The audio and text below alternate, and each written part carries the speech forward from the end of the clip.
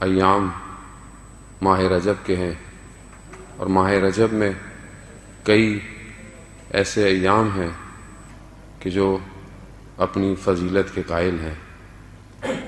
ویسے بھی کوئی بھی دن، کوئی بھی تاریخ ہماری اپنی زندگی سے جب منسوب ہوتی ہے تو یقیناً وہ اپنے کسی بھی واقعے اور اہمیت کی وجہ سے ہم اسے یاد رکھتے ہیں۔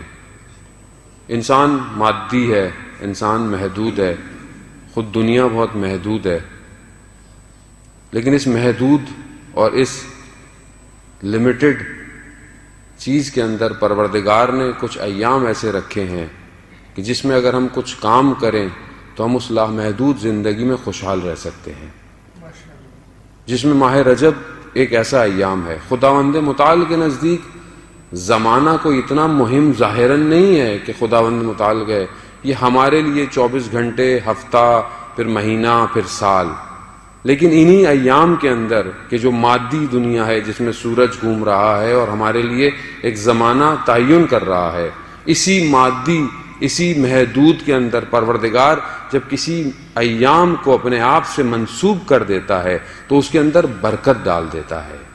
اسی لیے ماہ رجب کو پروردگار نے اپنا مہینہ قرار دیا۔ اب اگر ہم اس سے فائدہ نہیں اٹھائیں گے تو یقیناً ہم باقی چیزوں کی طرح اگر ہم دنیا سے گزر گئے تو روز قیامت حسرت کھائیں گے کہ یہ ایام گزر گئے اور ہم نے اپنی زندگی میں ان کو اہمیت نہیں دی۔ ماہ رجب بھی بالکل ایسی ہے، یقیناً آپ نے اس سے پہلے گفتگو سنی ہوگی ایام میں، ظاہر ہے اور بھی آپ کے پروگرام پہلے بھی ہو چکے ہیں، لیکن بہرحال توفیق ہوئی ہے، کچھ دن رہ گئے ہیں تو شاید ہو سکتا ہے کہ ہم کچھ دن بہتر گزار سکیں۔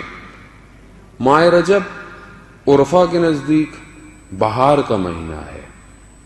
بہار کس کو کہتے ہیں؟ شکوفہ ہونا، دوبارہ زندہ ہونا، تجدید حیات ہونا۔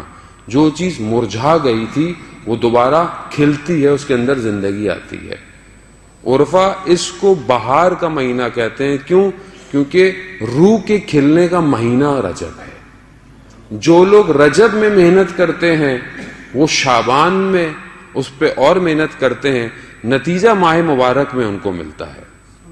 عام زندگی میں کیا ہوتا ہے کہ ہم رجب اور شعبان ہمارے لیے بس کچھ ایام ہیں، ہم اس میں پروگرام کر کر گزر جاتے ہیں۔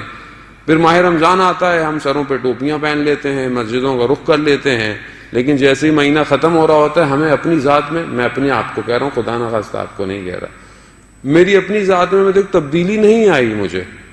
میں نے روزہ رکھا، میں نے سب کیا، مگر وہ جو دعا میرا چوتھا امام کہہ رہا ہے کہ پروردگار کاش کہ یہ مہینہ ختم نہ ہو، لیکن یہ دعا میرے اندر سے نہیں نکلی آج تک۔ میں 40 سال کے نزدیک ہو رہا ہوں، یہ دعا میرے اندر سے نہیں نکلی آج تک کہ پروردگار کاش کہ یہ مہینہ ختم نہ ہوتا۔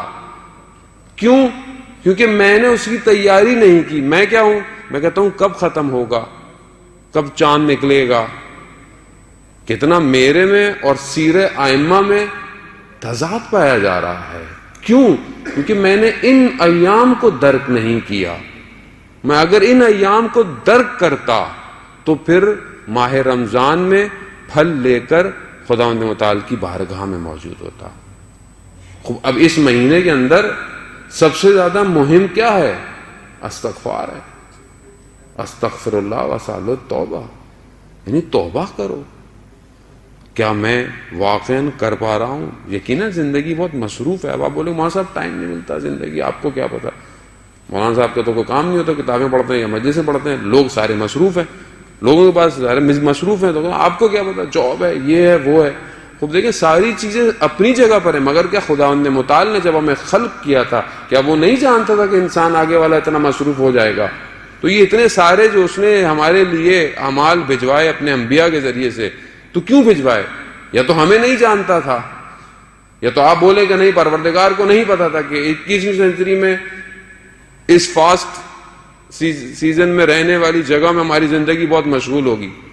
ایسا نہیں ہے عزیزان محترم، یہ صرف ہم اپنے آپ کو بہانے دے رہے ہیں۔ ہم چاہیں تو اپنی رفتار کو اولیاء کی رفتار کے قریب کر سکتے ہیں اگر چاہیں تو، اور نہ چاہیں تو